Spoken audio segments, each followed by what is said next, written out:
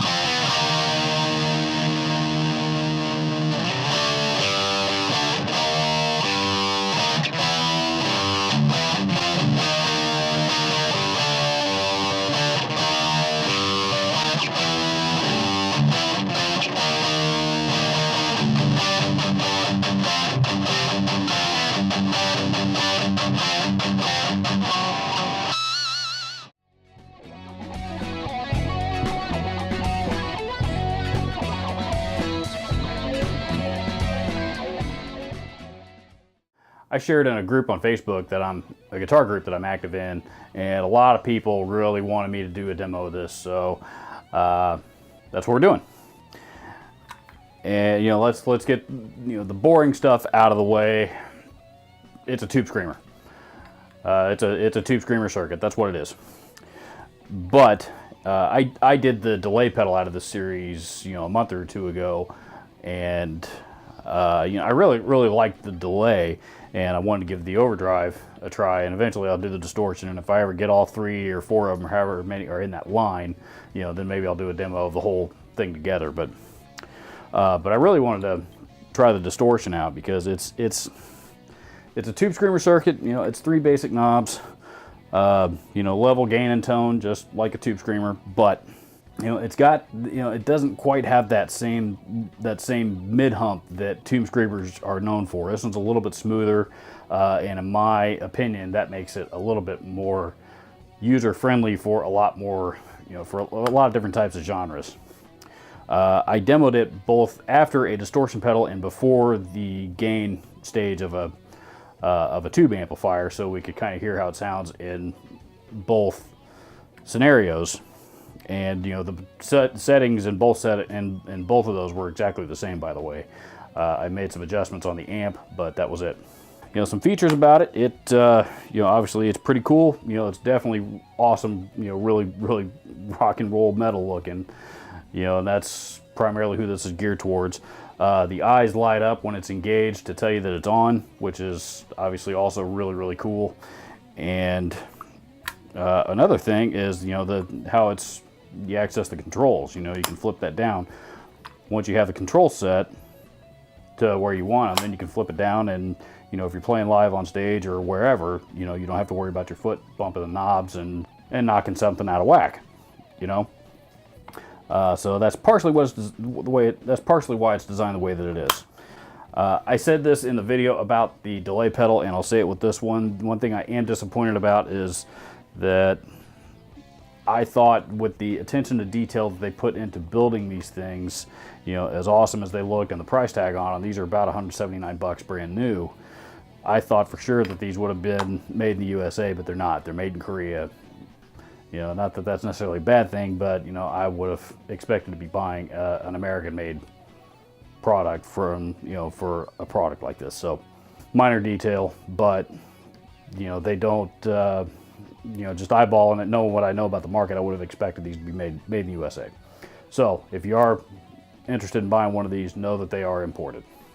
What else about this thing?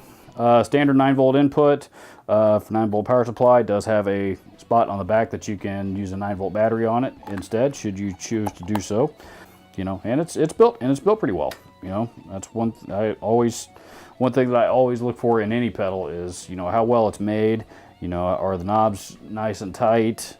Does it look like it's there's any loose screws or anything like that that are going to fall apart? And this thing doesn't have any of that. It's built real solid. And it feels solid. Maybe a little gimmicky just based on the looks and the shape of it. It's might not be the most pedal board friendly thing in the world. Like I said, maybe a little gimmicky.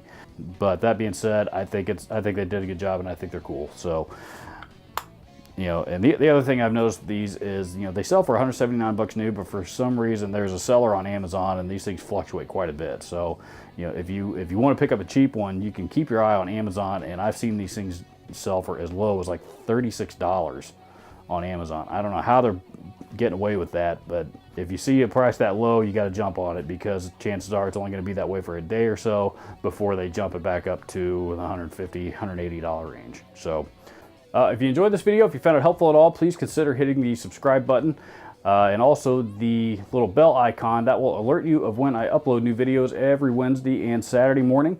Please leave me your comments down below and let me know if you have any experience with any of the Ogre pedals. And as always, all the gear used in this video, links to all that stuff will be listed down in the description. And thank you so much for watching.